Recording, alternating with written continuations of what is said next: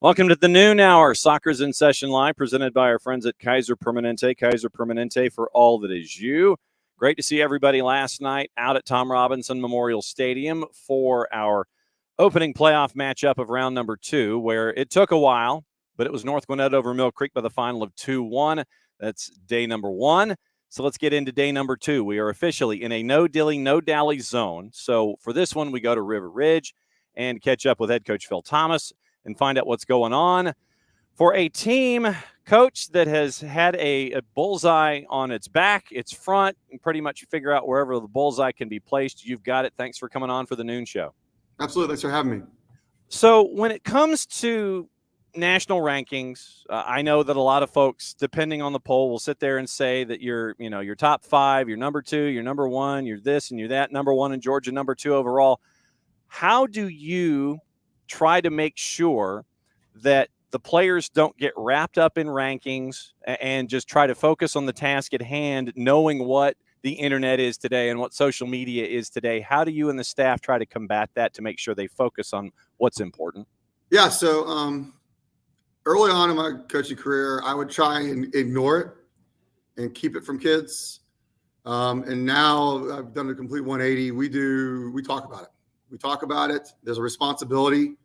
If you're going to be recognized like that you have as a player, I do think it can lead to some nerves, but we got to talk about it, because if we don't talk about it, it can be the elephant in the room. And when we get to a time where it's difficult to deal with things where you are nervous because of the fact that there is that expectation and you haven't talked about it, you're not able to address it when it needs to be addressed. And it actually was something we addressed at halftime of our first round game against BT.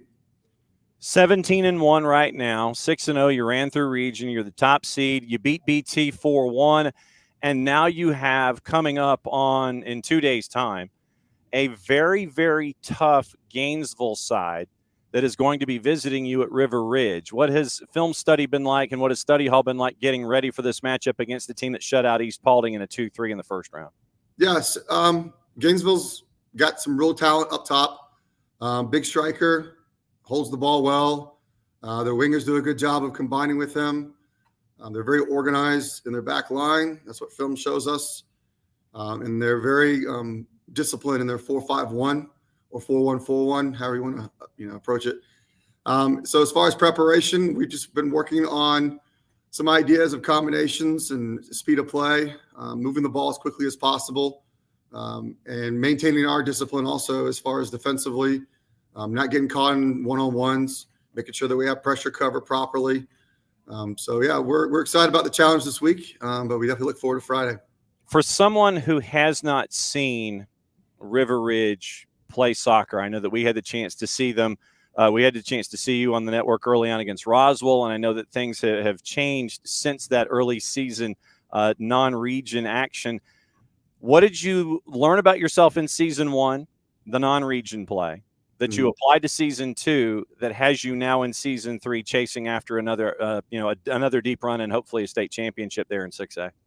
Well, the biggest thing we discovered, because initially the question was where the goal is going to come from. We graduated our 2 main goal scorers. And so figuring out where that was going to happen, and then realizing as we were going through the non-region schedule, we were going to have a number of kids that were going to be able to contribute and score goals and create chances and whatnot. And once we realized that, I think the team also realized that the ball needs to move as much as possible around the field, because we have so many different players that can create chances and finish chances. So the ball movement has gotten exceptionally better, using the entire field, knowing when to transition, knowing when to keep possession, being able to be explosive when necessary. And that's really kind of our game plan. Every game is to control the game, control the tempo with the ball. And then when there's moments to be explosive, be explosive. And when there's moments to keep the ball, let's be disciplined and keep the ball. What have you and your staff learned about yourselves when you were getting these questions answered, hopefully the way that you were looking for here in 2024? Have you learned anything about yourselves as a staff? Yeah, I mean, I do think as a staff, we are honest about how good the team is, with the team and with ourselves. Um, coaches can be superstitious and not want to talk about things just because they don't want to. Oh, if I say this, it's going to lead to bad things happening on the field. But understanding the talent we have and understanding the opportunity we have, talking about it. Last year is definitely a major driving force the way we lost the state championship game. Using that as a reflective opportunity, and then reflecting on each game and kind of breaking it down. How well do we do at halftime to make adjustments? And then how well are we preparing our teams in the training sessions that we're having? When do we really push them hard and challenge them, or when are we really supportive and really positive with them, and kind of balancing that out, especially in this next part of the season where it's win or go home, and so it's definitely something we talk about. When you lose to Hillgrove, it's the only blemish on the record so far this season, and it was the last match of season 2, technically, to get you ready into the playoffs. What do you learn about yourselves in a loss that you might not have learned otherwise if you had gone through the regular season undefeated, do you think? So the Hillgrove game, I felt like was a blessing in disguise. We started off extremely well, had 3 really good chances, and we didn't finish those chances. And normally throughout the season, those are chances we finish. As a result, the game became more difficult, and Hillgrove put together a good second half, especially the first 10, 15 minutes, and they went up 1-0 and saw the game through. I think for the team and for the coaching staff, we learned basically that, one, it's a good learning moment. It's tough to really point out some things that are flawed in what we're doing when you're winning every game. There were some things that we needed to address that hadn't been addressed yet because of the fact we were still winning games. So it gave me an opportunity, and the coaching staff an opportunity, and the team, to reflect, understand, all right, we got to approach games a certain way, and we learned from it. And I think they've responded well. Hope we continue to respond well to that loss. All right, so go ahead and cut the promo for folks that need to come up to River Ridge and see what's going on in the matchup against Gainesville. Let them know where, let them know the win, and let them know the what's going on. All right, so River Ridge is going to be hosting 7 p.m. Friday night, April 26th, Gainesville. Gainesville is the 3 seed out of Region 8. We are the 1 seed out of Region 6. And we will play the winner. Whoever wins this game will play the winner of South Effingham and Riverwood. We would host that next round game also. So it's going to be a great matchup. Both teams score lots of goals. And Gainesville's a great program with a great tradition. And River Ridge, we're kind of up and coming, but we've begun to establish ourselves as a legitimate program. So it should be a good time for everybody. Yep, looking forward to it. It's great to always catch up with you and see what's going on up there at River Ridge. Coach Thomas, good luck on Friday night. Have a good football Friday, and we will catch up with you soon. Thanks for hanging out with us here on In Session Live. Thanks for having me, John. All right, that's Coach Thomas. That's what's going on at River Ridge. Maddie Cruz on the 1s and 2s. She is going to be a part of everything going forward. So we introduced Maddie now, and Chris Leone coming up in about 7 minutes. And we will get – I don't know, Maddie, if we are going to get – and I don't know what Chris is going to show us. I don't know if he's going to be off in a corner someplace at North Gwinnett. But they are packing the vans, and they are getting ready to go to their matchup at Kennesaw Mountain today. And today it is all of the odd-numbered boys matches, day 2 of round number 2. And North Gwinnett, we got to see them last night on the girls' side. So before we get into the boys' discussion, what did you think about the atmosphere that we got to see at Tom Robinson last night in a game against familiar rivals and familiar folks? Oh, it was fun. It was so fun. I love when we go to some of these games and we just see the crowd's energy. I loved having the opposing supporter section, the student sections for both schools there. They were going back and forth.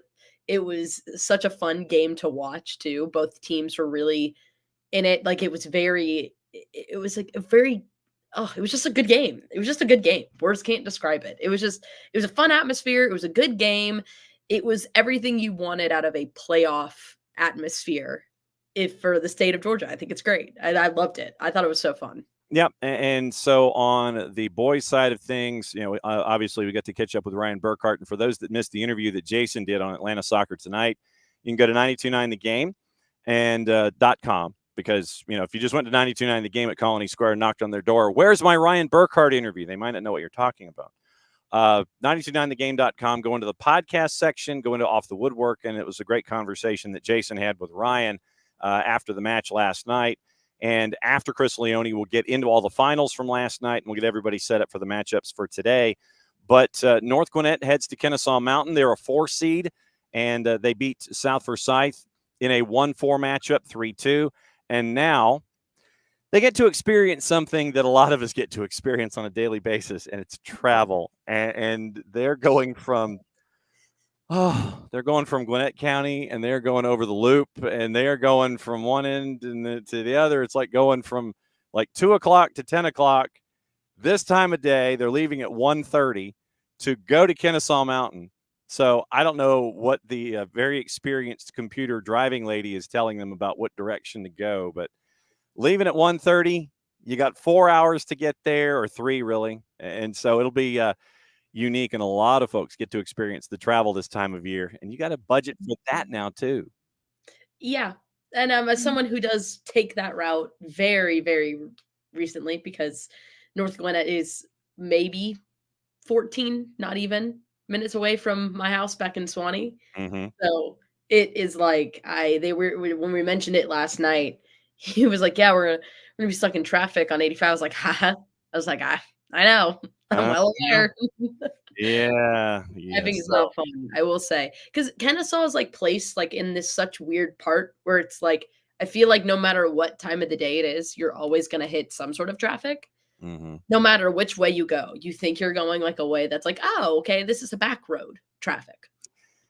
Yeah. And so, not that we are going to let everybody know what the travel plan is going to be. So folks can't like get in the way. It's like, no, North Gwinnett's buses. No, you can't make it on time to Kennesaw Mountain to take on Kennesaw Mountain.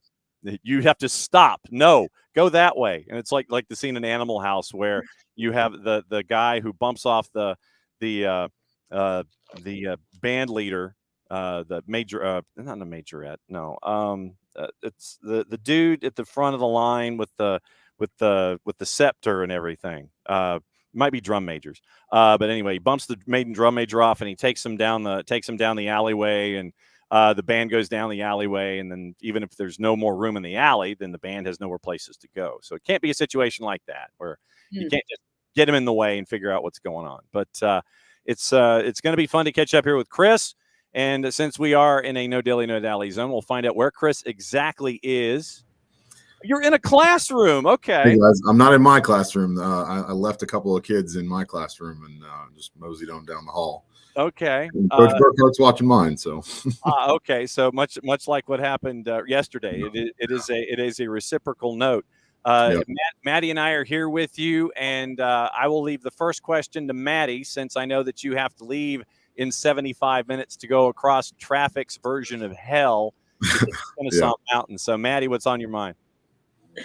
Yeah, I mean, I guess going into this matchup, getting to see the atmosphere last night for the girls match and then going away, how do you kind of get into that mindset and get your players into that mindset, getting ready to go on the road and face off against a really strong opponent?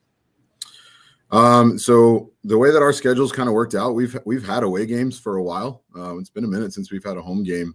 And we've had pretty decent crowds show up to our away games as well. Again, as you saw, the boys supporting the girls last night. Our girls have done a fantastic job of supporting our boys team as well. So they've showed up to our games and been loud and cheered and all that. And so we're hoping that even though it's far away, we're still going to have decent support there. And, we'll see. But like I said, I think the boys are pretty used to playing in, I don't want to call it a hostile environment, but, ones where we're kind of outnumbered and stuff like that. We've had tough opponents in the region that have had strong crowds and all that. And so we've had a bit of experience with that. So hopefully we'll be okay. we had you on the SDH network early this season when most of the season ended up being almost a challenge for the Postal Service. Rain, sleet, dark of night, trying to figure out, okay, can we actually do this? And we had you in a driving rainstorm going up against Peachtree Ridge. And you came out of a region as a 4 seed. What did you learn about yourself in season 1 and season 2 that you've been able to apply, the non-region and the region schedule? What did you learn about yourself in those first 2 seasons that got you ready for season 3 and knocking off a number 1 seed in that first matchup? So our region schedule is pretty brutal. Our region's pretty good across the board. And even the teams that didn't make the playoffs were all close and all right there. And it took a small miracle for us to get in as well. In fact, our first 4 region games we lost, and so I was pretty convinced that at 0-4 with only 6 region games total that we were eliminated. I was like, there's no way we should be able to mathematically get in. And so we had two region games left, and we ended up winning both of those. And I guess the results in other games just worked out in our favor, and we ended up getting in on a 3-way tiebreaker that came down to 1 goal over the course of the season. So it was really, really close. But we learned that even though, adversities come up against us, like, we're battling for it. We're fighting for everything. And I give a lot of credit to my guys for not quitting or anything like that. It would have been really easy to quit because, like I said, we thought we were done. And so just having that mentality that we can come back from anything, and, it doesn't matter who we're playing. I've found a lot of that. And almost all of our games, we've only had 3 games that were not decided by a goal or less.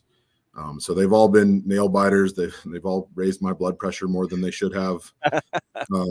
And we've gone up and then been scored on. We've gone down a couple goals and then come back to win. So it just shows us that we can fight through anything. And I've really been proud of the guys for that mentality, that attitude.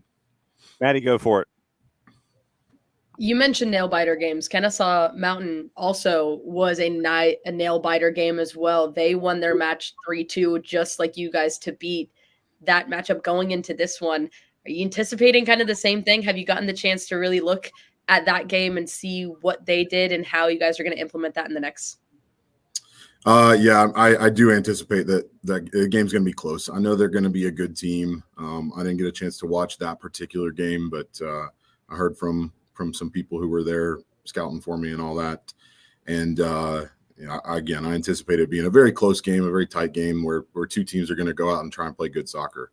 It's not going to be a lot of kick and chase. It's not going to be a lot of just physical battle or anything like that. Like, we're both going to go out and try and play, possess the ball and move it. And so hopefully, it turns into a good game. There's the bell. Sorry. I will filibuster with the question for the changing of the class periods. That's the beautiful thing about doing a show during the noon hour, is that you end up with classes that are moving from one part of the campus to the other. It's actually, it's almost like a running bit on the show. How many bells do we end up with during the show when we do it? I don't think I've heard a bell since like high school. That was so weird for me. I heard it and I got like a wave of deja vu. Almost got up and walked out. And I was like, oh, I gotta go. I was like, time to switch classes. Yeah, Maddie's done. She's got to go to her next class. When it comes to the postseason, how much of it is, all right, we might add things that we didn't do in the regular season? How much training ground stuff do you add in a postseason, or do you pretty much just sit there and say, look, we got here this particular way, even though we may see something on film of an opponent, we're just going to go with what we know? Or do you sit there and add things on the training ground because of things that you see when it comes from opponent to opponent, especially in the postseason? I think there's a little bit of both. To a point, we don't want to really change what's gotten us here, and that we've been successful with over the past couple weeks. But we do want to try and recognize what the other team has done well, and tweak our game plan a little bit from team to team. And that may just mean, the positioning of a couple guys shifts a few yards, something like that. Nothing big, but just something like that, where just a small little tweak, or we notice a particular set piece or something that they run, or something like that, or we match up different guys with different players based on their aerial ability or something, something like that. Just small little changes. We're definitely not changing the entire way that we play or anything like that. I'm not asking guys to go out there and do anything all that different. Really, at this point in the season, it's kind of maintenance. We're trying to make sure that people stay healthy. We're not trying to put too much, stress on legs or anything like that. So our training throughout the week is pretty light and almost more of a Coach Burkhardt actually used this term earlier this morning when we were talking about it, almost more of a theoretical kind of a practice where we're just going over, ideas and things like that, as opposed to really working hard on things like that. All right, Maddie, go for it. This is more as someone who knows the area very well. Do you have your phone on you that's currently tracking the time for traffic and how things are going? I don't, but when we looked at the map earlier, it said, anywhere from an hour and 10 minutes to 2 hours and 40 minutes. Oh, the average travel time. So wow. That's why we're trying to leave here in about an hour.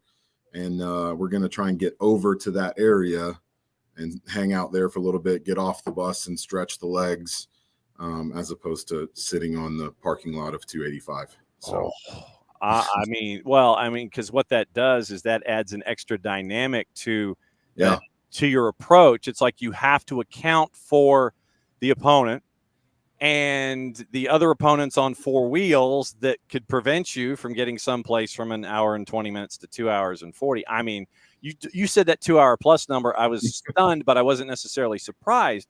Right. I mean, it seems like, the last thing you want is to be stuck on a van. You don't want to be stuck on a bus. You don't want to sit there and have players just sitting there getting numb to the process and having, locking up. I got to take a tour too. Somebody's coming in this classroom. There you go. Just like yesterday. Sorry, guys. Absolutely. That is fantastic. So this is Chris Leone walking inside the campus of North Gwinnett. This must be a thing with North Gwinnett coaches. It's where they end up going all around campus. Give us a tour. What do you got? Just running into kids. Here's Kendall Barley. There's Kendall Barley last night. Nicely done. She had a good game last night. Yep, she did. Absolutely, she did. And so Chris just ducks into another classroom. This is fantastic. Yeah. But I mean, it's something. How long did it take for you and the staff there to sit there and go, we've got to account for this too and add this into game planning and all this kind of stuff instead of, thinking that, okay, it's going to take us however long it's going to take us. We'll hop off the bus, we'll run out there, and then we'll do it. How long did it take you as a coach to sit there and game plan for all of the other intangibles like traffic and insert that into the game day idea? It didn't take all that long to think about it.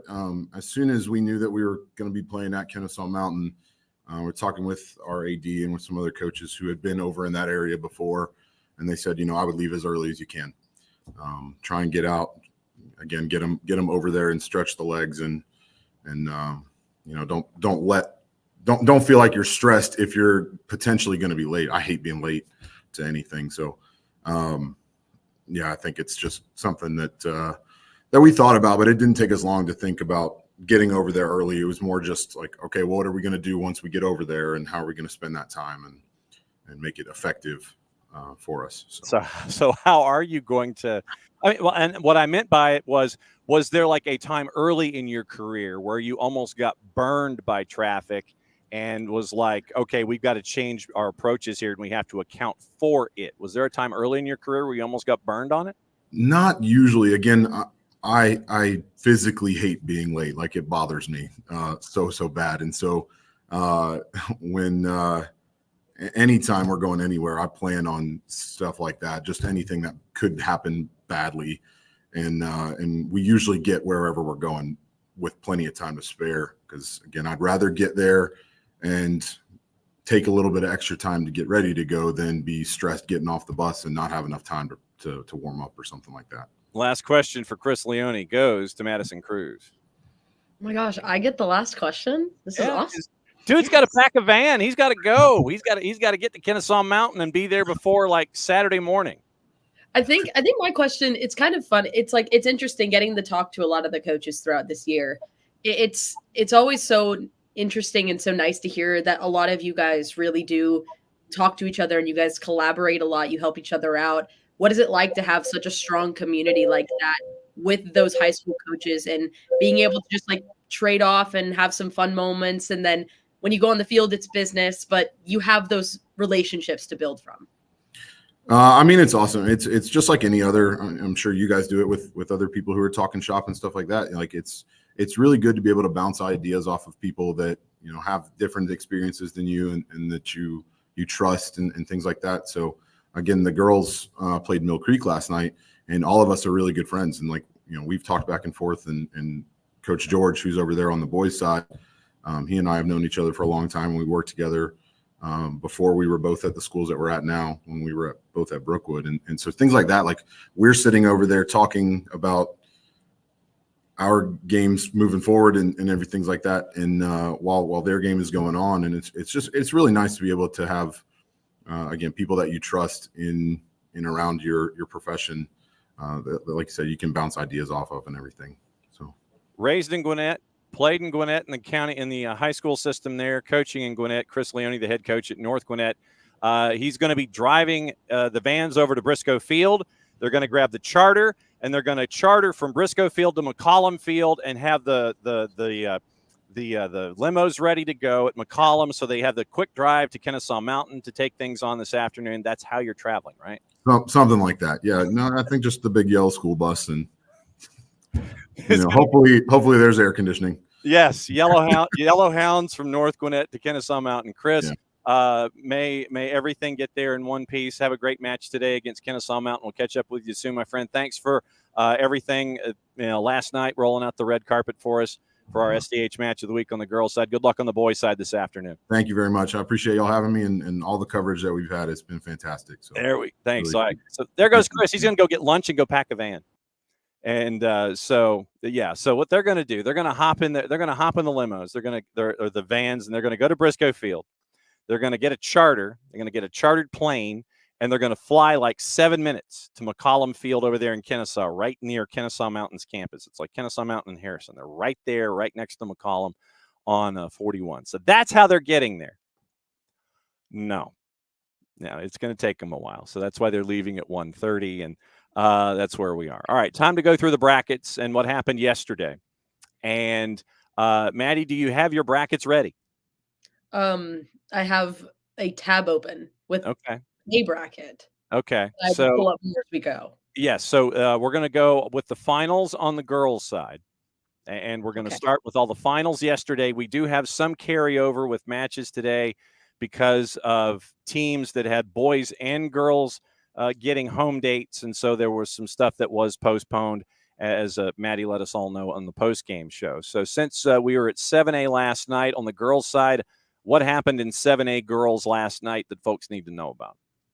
Oh goodness, I didn't know I didn't know I was jumping straight into it. Oh goodness, I'm scouting. You're jumping straight into it. So it's let's do Division 1 first. All right, so you're going to go single. You're going to build up and go A, 3, 5, and 7. That's what you're going to do? Yeah, that's what we're going to do. All right, so go Class A girls. What happened last night? All right, Class A girls, Division 1. Mm-hmm. We have E. Lawrence, who beat Irwin County 4-0 at home. Then we have Social Circle beating Whitfield Academy 4-3. They will be moving on, so it'll be E. Lawrence versus Social Circle. Social Circle will host E. Lawrence. That will be in that like top left quadrant of the bracket. Yep. Left would be here. Yeah, upper left. Upper left to me, it's right to you. So yes. That's what it is to you. That's what it is to me. So absolutely, think in a mirror. Yes, you have to like flip it. It's like a funhouse mirror. Mm-hmm. And then we have Atlanta International moving on after a 3-0 victory away. It was an upset. They beat Rabun County. So Atlanta International is now moving on, and they will face off against Lamar County. They will face off because they beat Bryan County 2-0. And so Atlanta International was a 4 seed. They went to Tiger last night, took on Rabun County. And so they're going to Barnesville in 5 days' time for the next go-round. All right, so that's upper right. You went upper left to upper right. Where are you going? You're going to go low left now? I'm going to go low left now. All right. Low left. Low right? left. So Mount Vernon and Tallulah Falls have not played yet. I'm assuming because I believe it's the boys and the girls that will be a doubleheader that should be happening maybe today Okay. or another day, but that one is not listed right now.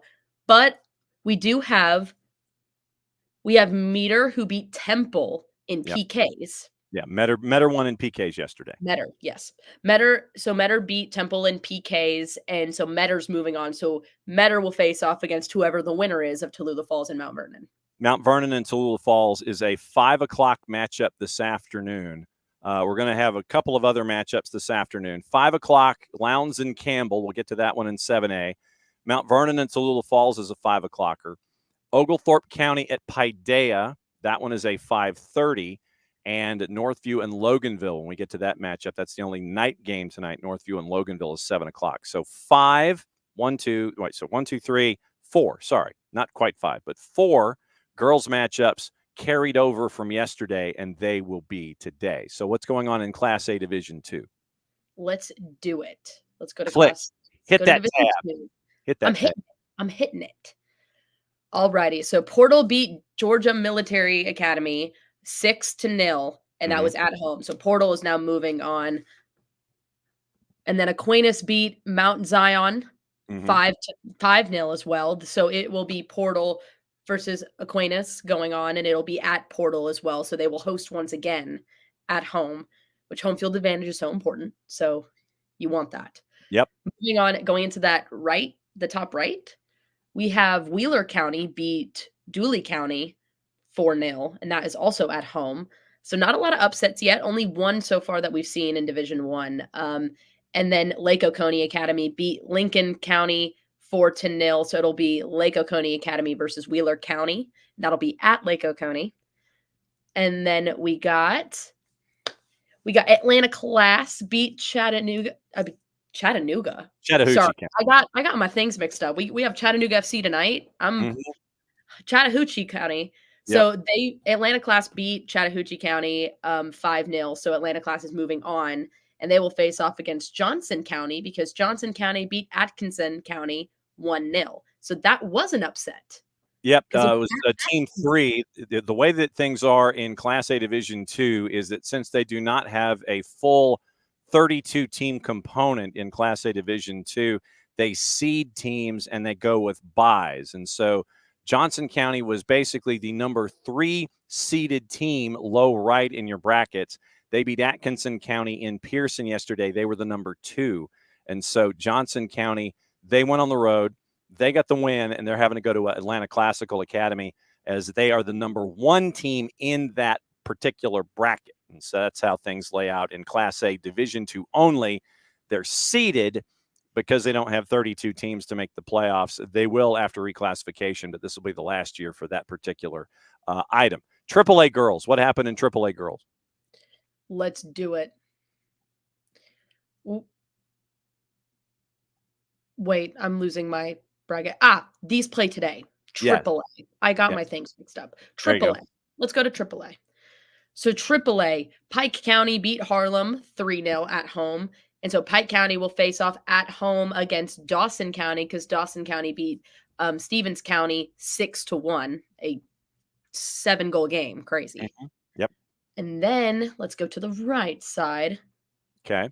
And we got Wesleyan won 7-0. They are moving on. They will play at home. They will play up against St. Vincent's because St. Vincent's beat Richmond Academy 2-0. And no, it is not Richmond, like AFC Richmond that you think of. No, it is Richmond. It is. Yeah, they are based in Augusta, and their official name is the Academy of Richmond County. So it is flipped in when you're writing it down, but it is technically the Academy of Richmond County, ARC.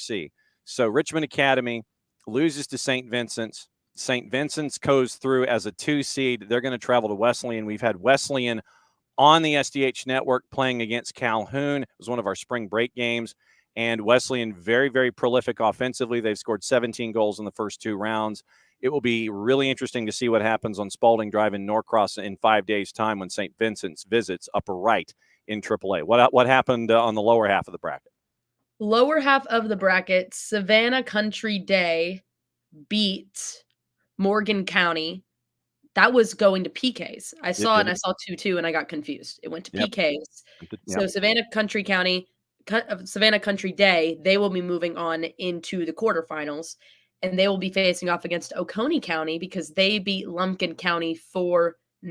Now, only one part of that, the right bottom side is filled out because I believe Columbus is playing Mary Persons today. So that matchup, we will know that after today is done. But it was Bremen. Bremen beat Monroe area 5-1. And so that will be the matchup there. Yeah, Bremen goes through as a top seed. So if Columbus beats Mary Persons, Columbus is a 1. So Bremen would travel to Columbus. The way that the tiebreaker is in the quarterfinals and the semifinals, it's posted on the GHSA's website at ghsa.net. You have the executive director, Dr. Robin Hines, flipping a coin, and he lets you know for the quarters and the semis, it's the bottom part of the bracket. So bottom was where you're going to be traveling to. So if Columbus beats Mary Persons, then Bremen travels to Columbus. If Mary Persons as the 2 seed wins that one, Mary Persons would travel to Bremen, and that would set things up low right in AAA. So what happened in 5A on the girls' side? Let's go 5A.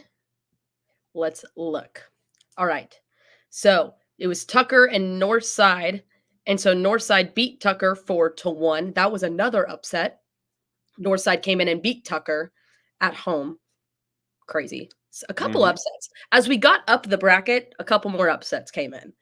But Midtown and GAC came out with the win. Another upset. They beat Midtown 2-1 at home. So it'll be Northside versus GAC going up, and it'll be at GAC in that top left corner. And then moving on to the right side, we had Northview and Loganville. Loganville, that game is not kicked off yet. That will happen today.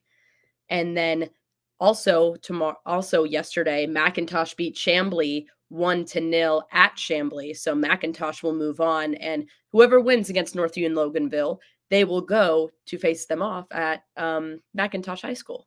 Yep. So they we'll get that one to talk about. Yeah, that one will be a fun one, especially because I believe Chambly came in, I believe, as the number 1 seed. Yeah, they were they won their region, and they got national attention. They have players that are internationally recognized. Soleil Washington being one of them, and Soleil had declared to Florida State, and there were some other players that did not get the start from match day 1 with Chambly. As the season went along, Chambly got to fuller and fuller strength, but the coaching Kreitners at McIntosh got the win 1-0, and so McIntosh moves on. And Chambly ends their season a lot sooner than they would have liked. Yeah. Again, many upsets. It happens everywhere. I feel like in playoffs, it's always something that happens no matter which sport you watch. Mm-hmm. There's always an underdog that comes in and just sweeps in and steals it. But Northgate beat Decatur 2-1. So Northgate is moving on. They will face off against Jefferson because Jefferson beat Chattahoochee 3-2. And then as well, going on to that far bottom right area, we have Cambridge and Clark. So then Clark Central. So Cambridge beat Clark Central 6-0. So Cambridge is moving on. They'll play against Greenbrier because Greenbrier beat Harris County 9-0. And in that one, in this particular classification, with Northside Columbus, you have a 4 seed that's won 2 games. So a 4 seed is charged out of their mini bracket. GAC knocks off Midtown as a 2 seed. Midtown was favored in a lot of folks that were filling out their brackets in 5A girls to be a favorite to take it all. GAC knocks them off. So once again, you mentioned GAC is going to host Northside Columbus. Loganville and Northview once again. Loganville being a 2, Northview being a 4. Doesn't matter who wins that when you're traveling to McIntosh. Low left, Northgate. They had a 9 on the board in round number 1. They squeaked by Decatur. So Northgate's a 1. Jefferson's a 1. Once again, same seeds. Goes to the bottom team. And so they're traveling to Jefferson. Cambridge, prolific offensively. They've scored 13 goals in their first 2 games. They're traveling to Greenbrier. Greenbrier has scored 19 in their first 2. So that gets us through 5A. So what happened in 7A? Well, 7A, we were at one of the 7A matches last night. So I'm going to switch it up. I'm starting in the top right corner because that's where they are. North Gwinnett beat Mill Creek 2-1 in a crazy match. Highlights and post game will be posted here on the network later on today. So if you want to catch up with everything that happened last night, it'll be there. So North Gwinnett will now host another game as well. They will face off against Harrison because Harrison beat Brookwood 3-1, and that was at home for Brookwood. So now Harrison will travel to North Gwinnett, and they will face off there in that quadrant. And then last, I'm going to move back to the top left. So Campbell did not play last night due to it being both girls and boys were playing. So it will be a double header tonight. So once that matchup is done, whoever wins that matchup, they will face off against Walton because Walton beat Denmark 3-0. So that's that top little area. So once we know all that, that will get put in. Moving on to the bottom left, we have Hillgrove beat Camden County 5-0. And then Buford beat Milton 1-0. So it'll be Hillgrove going to Buford for that quarterfinal. And then moving on to the far right side, we have West Forsyth beat Mountain View 6-2. So it'll be West Forsyth, and then North Paulding will be going to West Forsyth because they beat Richmond Hall 2-0. Yeah, Richmond Hill down on the coast, and a really good up-and-coming program down on the coast with Richmond Hill. We've caught up with the folks on the Hill on a couple of different occasions. It's been really cool to see them grow to where they are right now. You mentioned Mary Persons in Columbus. That is a double header at Otis Spencer Stadium this afternoon. And it will be looking at the Mary Persons High School calendar, it's a 6 and an 8, technically. If there's nothing going on after 80 minutes, Columbus and Mary Persons, 6 o'clock the girls, 30 minutes after the girls' match is completed, then it will be the boys. So if you are in the Western Frontier and you want to catch a doubleheader, go to Otis Spencer Stadium and catch up with the doubleheader with Mary Persons and Columbus, and that will determine both of those teams, the boys and the girls. And so once again, taking a peek at 7A before we let you know what's going on with the matchups today. We'll walk you through those. Once again, Lowndes and Campbell. Campbell being the one. If Campbell wins, they go to Walton. So Lowndes wins, you go to Walton as a 2. Campbell wins. The coin flip means you go to the bottom of the bracket. North Gwinnett, we talked about that one. Harrison gets to visit. They've only have one loss in the season. Ryan Burkhart and the Bulldogs know they're going to have their hands full in 5 days' time. Hillgrove at Buford.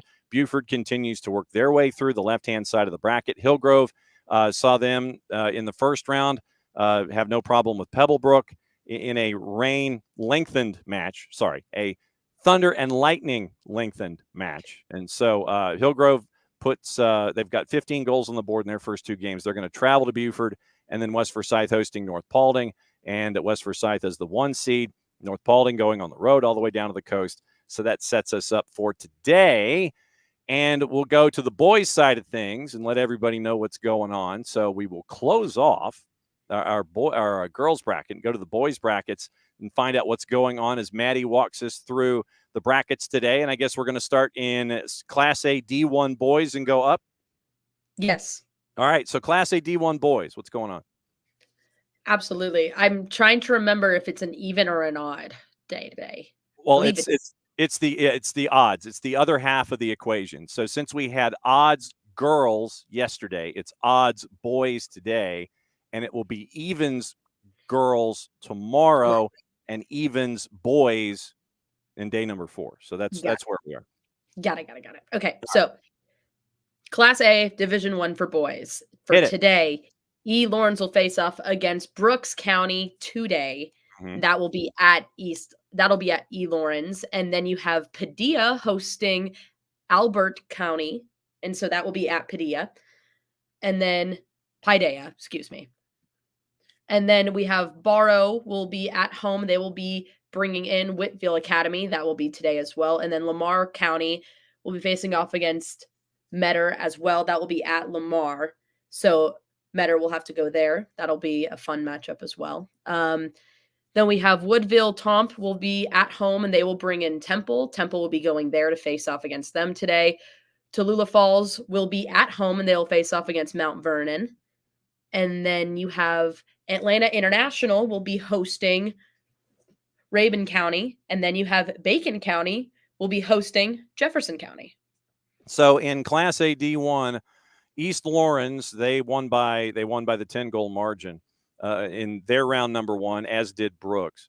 And you will see in the lower classifications, especially on the boys' side, that you will have these wide margins. Lower classifications, you will have wide margins when it comes to margins of victory in a lot of these first-round matchups. But you are seeing in Georgia high school soccer, you're seeing the margins closing, and so it's you're seeing programs that are getting started, programs working from scratch, and they're working their way forward and growing as well within the state. But yes, you will see, especially in the lower classifications, a lot of wide margin victories in round number 1.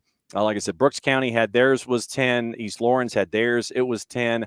On the right-hand side, as Maddie was going through it, Barrow Arts came through as a 2 seed. They're a new program. They're up and coming as well. They're making some inroads, and they get to host Whitfield Academy. We talked about Metter on the girls' side, and Metter gets through on the boys' side with their home match against Bleckley County. Lamar had a bye because there are not 4 teams in Region 1 this year. In the after reclassification, you will have things shorten up, and you will have 4 teams in regions. You will have 4 teams qualify. So Metter gets to travel to Barnesville to take on Lamar County.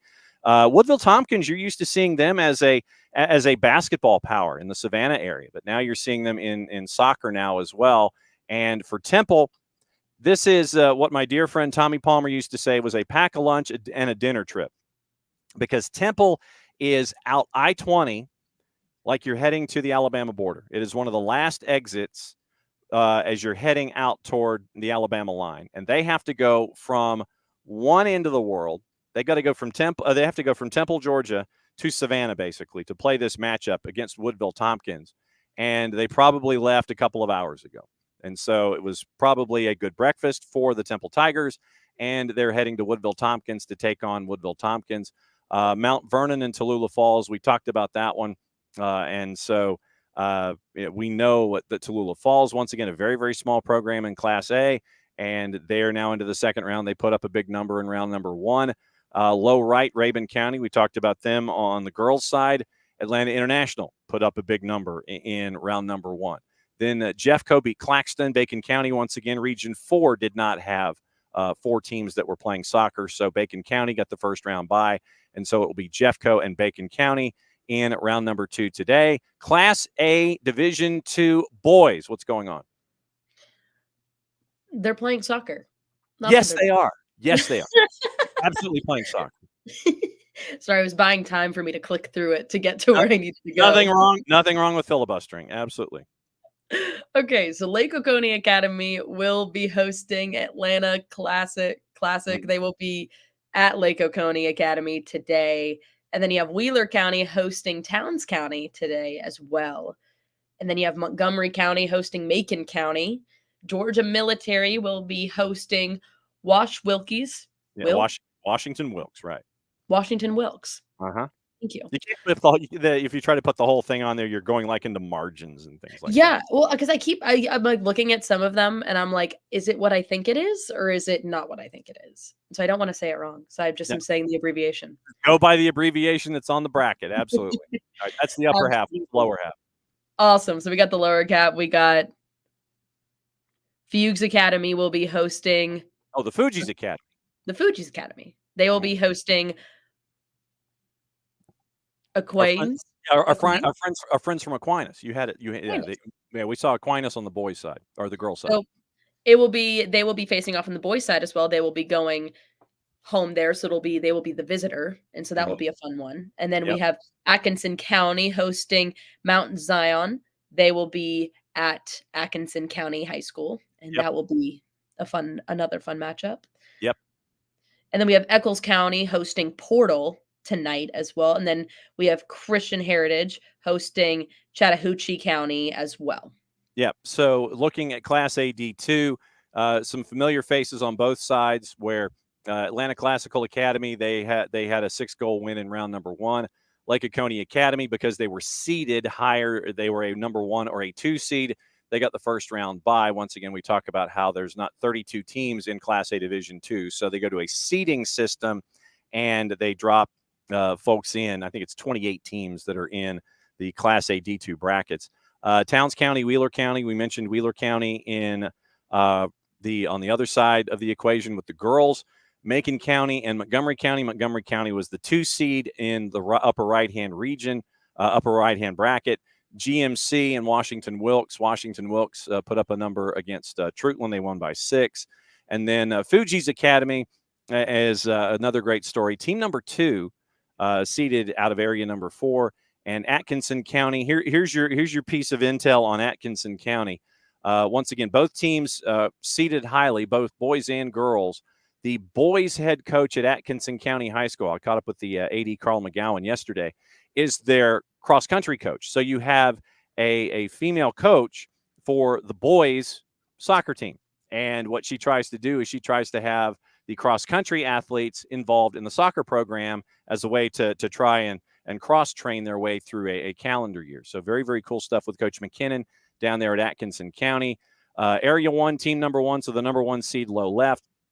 And then on the right-hand side, great to see a team like Eccles County do really well in the non-revenue sports.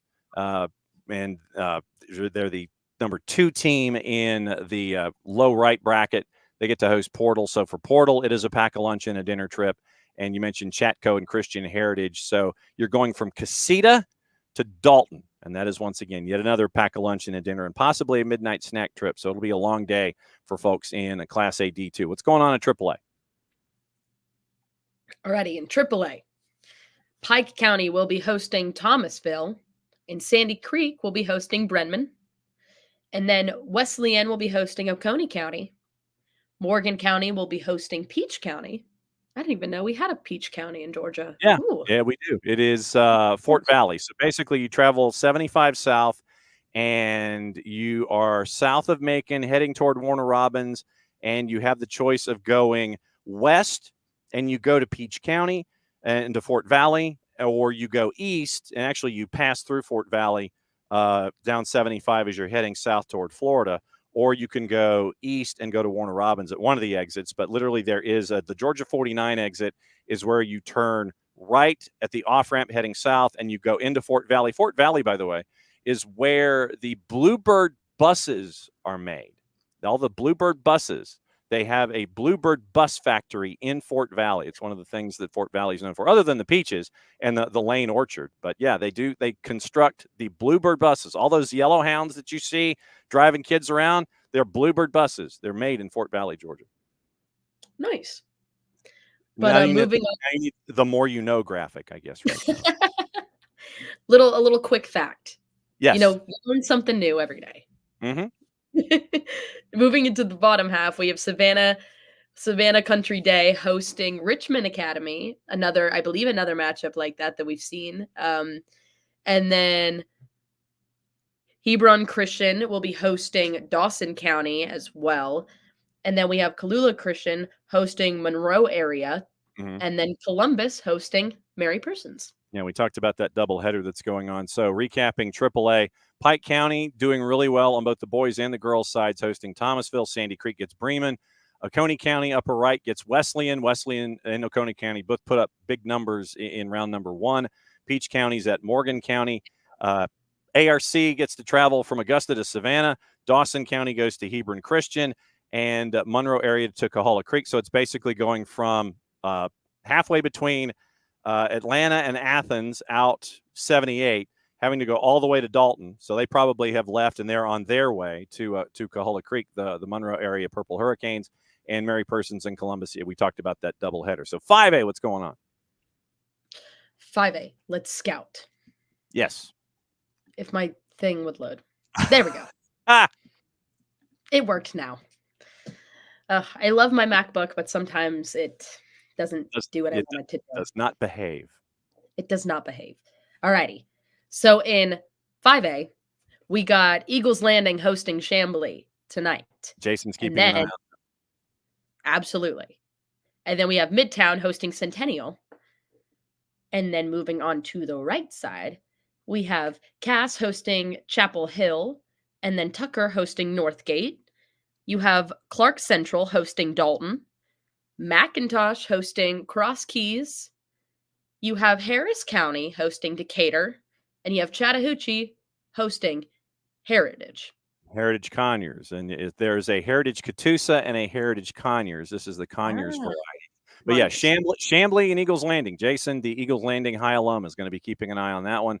Centennial and Midtown trying to get to the last game of the year again. Chapel Hill and Cass on the right-hand side, Northgate and Tucker. Tucker's a 1, Cass is a 1. So keep an eye on those two, but everything funnels to Tucker if chalk continues to happen on the upper right. Cross Keys, McIntosh, Dalton, and Clark Central. That is the bracket that you need to pay attention to all night long. The quadrant in 5A, it's insane.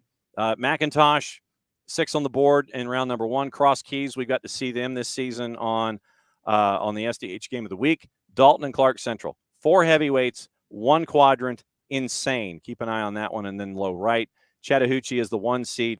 Had 4 on the board, and their win over Woodland Cartersville. Heritage Conyers, 1 on the road, 1 is a 3 seed.